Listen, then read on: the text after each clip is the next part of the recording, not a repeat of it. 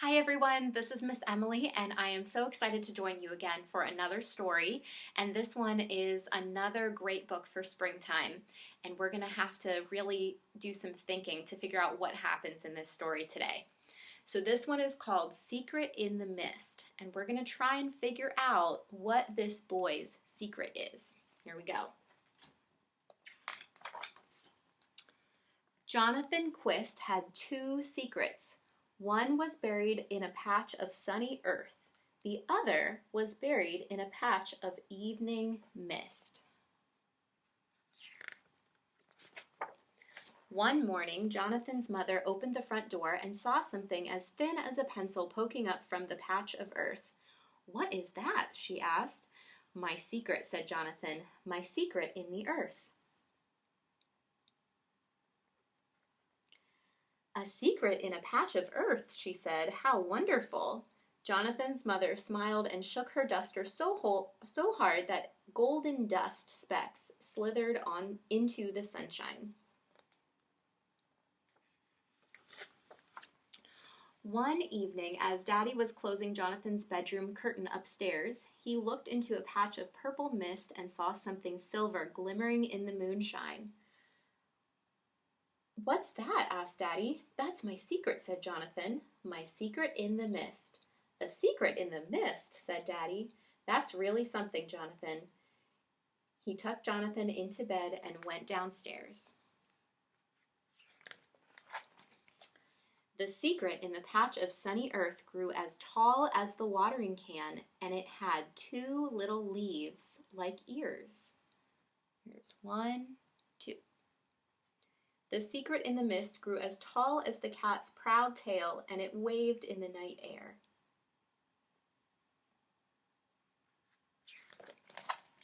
The secret in the patch of earth grew as high as the door handle. Jonathan clapped his hands. "Keep going," said Jonathan. It did.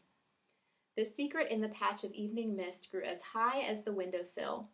All the moths and fireflies danced around it, and a spider spun a glinting cobweb above it.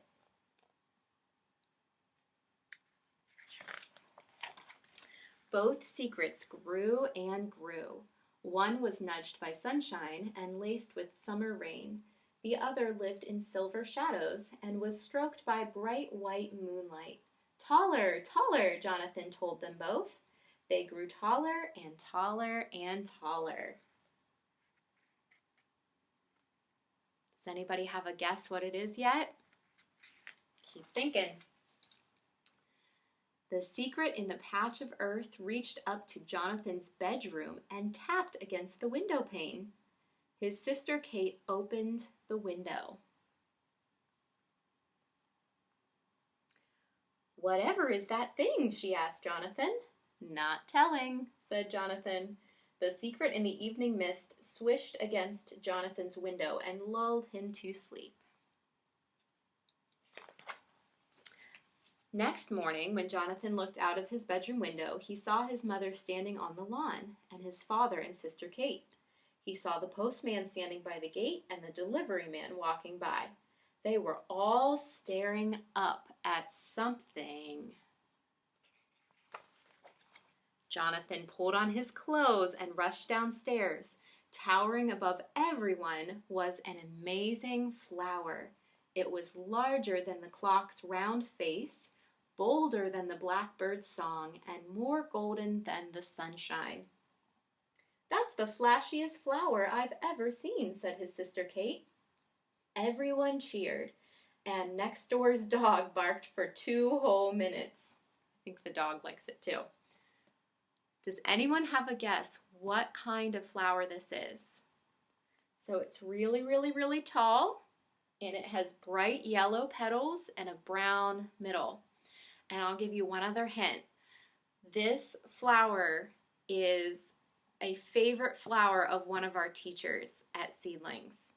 So see if you remember. Some of you might not, but one of our teachers loves this kind of flower.